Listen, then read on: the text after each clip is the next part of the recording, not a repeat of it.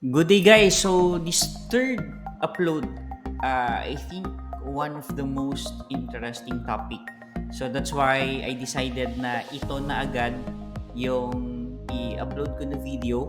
So from Horkong itself, from HK, yung CTO, one of the front-end and back-end developer of MonstaInfinite, discusses about their plans regarding their deck building mechanics.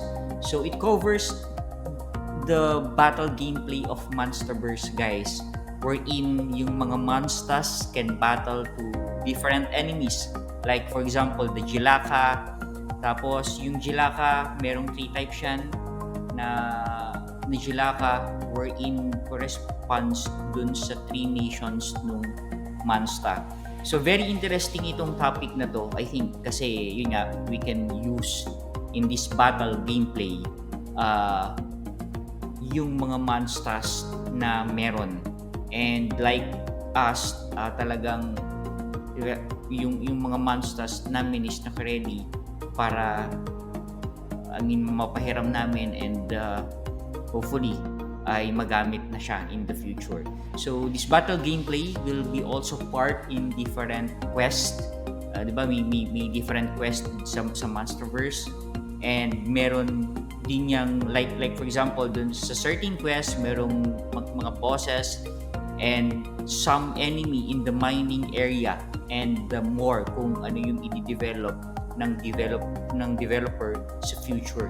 So HK discuss about their plans, okay, and also regarding the variance of the cards, the level of the cards, and types of the cards. So if you want to see, guys, the process wherein yung mismong mechanics on how they will build the gameplay, so see the video, guys, and watch it. Enjoy. Basically, for the deck building mechanics, we are the things that we need to work on are the buff and debuff status screens. So when they go fight, they have some. When they click on the enemies and the players, they should be able to view the buff and debuff screens. So whatever buffs that are applied to the unit, they can have a lot of buff. We are not planning to show the buffs on the character because you should be able to keep track of the buffs that you have added to your character more easily than the debuffs that enemies apply to you. So usually the buffs are not constantly shown on the character. You can still see the buffs when you click on the details of the character. We are planning to show that, but we are not planning to show it as an effect hovering around the character. Like, for example, strength increase buff. We are not planning to show like increase strength, the text popping up every few seconds. But if the enemy applies a debuff on you, you will have something like lower resist hovering around your character. Like maybe every second you have a lower resist. The text will appear on your character. This will indicate what types of negative afflictions that have been applied to each of your character. So that's our plan, to only show the debuffs, to only emphasize the debuffs, and as each of the monster characters, they have varying body parts for the same type of body part. For example, the prophet body part here, I think this is the face, if not wrong. I don't remember, but assuming this is the face. So the face of the part that gives the channel mute card, there are 5 variants to the parts. As you can see in the marketplace, let me show a window of the marketplace. Yeah, so in the marketplace, you can see that the variants here are shown differently. There are a total of 5 different variants. This is 5. This is variant 4. This is 5. This is variant number 1. This is 4, 4. So each Monsta part, even for the same type of part, will have 5 different variants. And the 5 different variants, we have never shown how they are different before in the marketplace. But in the game, you should be able to see that after you level up your card, it should evolve into a different kind of card in 5 different categories. So there will be a normal category, there will be a category that gives a hybrid between strength and between attack and power, between stamina and mana. So there will be multiple variations on the cards after you level them up. And we currently have 5 levels of cards. For each card, we currently have 5 levels planned. So 5 levels of one variation. That means for one card, we have about like 20 plus different effects, different varying effects of the same card once you level them up.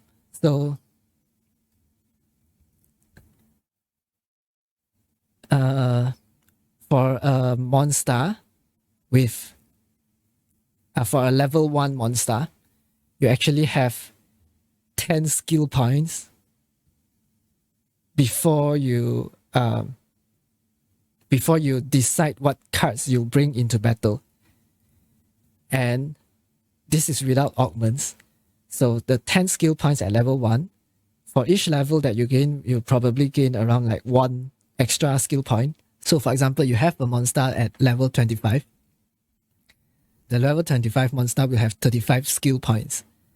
And players can choose from the 6 different body parts: the face, body, head, arms, leg, and tail. So the 6 different body parts gives 6 different cards, right? So for the 6 parts,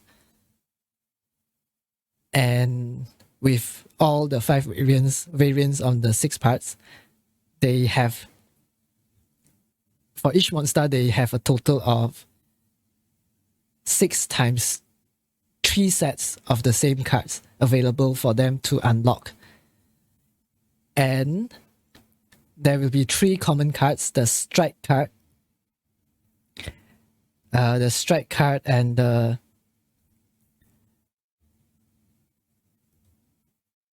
will there be a strike card here? The strike card, the defend card, and the conjure card. Yeah, so the strike card is here.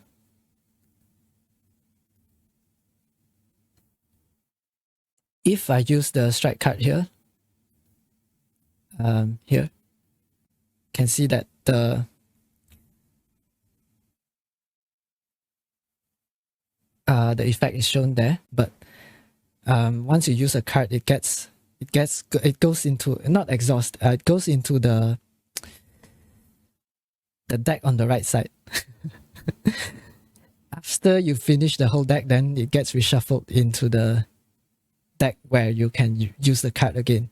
So you can have up to 3 cards of strike card, 3 cards of block card, and 3 cards of conjure. And for each body part, you have three cards, up to 3 cards of each body part. That means you have 6 body parts and 3 common cards, a total of 9 selections of different cards, and each card you can have 3 sets. That means a total of 27 cards in one deck. We have all the cards in this deck here because we are still in testing, and I've set all the monsters to have all the skills available for testing. So you can ignore this, but in actual gameplay, you have a maximum of 27 cards. And so, if you have played deck building card games before, having more cards doesn't mean better. Having more cards sometimes are worse for your strategy because you'll never know which cards you will get, and sometimes your strategy revolves around using the same cards again and again. So you can actually not have all the cards level up. You can level only the cards that you want, and even max out the level of your favorite cards. So this poses a problem to that most people will actually just prefer to only have 1 or 2 different types of card in the whole deck. Then we'll have people like having a deck of maybe 3 cards. And every single round they will use the same skill. So we don't actually want that to happen. So we have decided to have the number of cards in one hand per round. Hand meaning the cards that are dealt every round, every turn that you can select here. For example, here we have 5 cards in one hand. I have already used 1 card, so there are 4 cards remaining in one hand. The number of cards dealt into your hand will be determined by the number of cards in total you have in the deck. So if you only have 3 cards, you actually do not have a choice, and you can only use 1 card per turn. So if you want to have more than 1 card per turn, you need to have at least 5 cards in total in your deck. So that is how we've decided to balance the whole thing. And there are a lot of minor details here and there. I'm not going through the whole thing today. It's just a quick summary of the game design process that we have done up till now. So there are quite some work still needed to be done for the battle system to be that kind of RPG that we want to achieve. For those that are curious.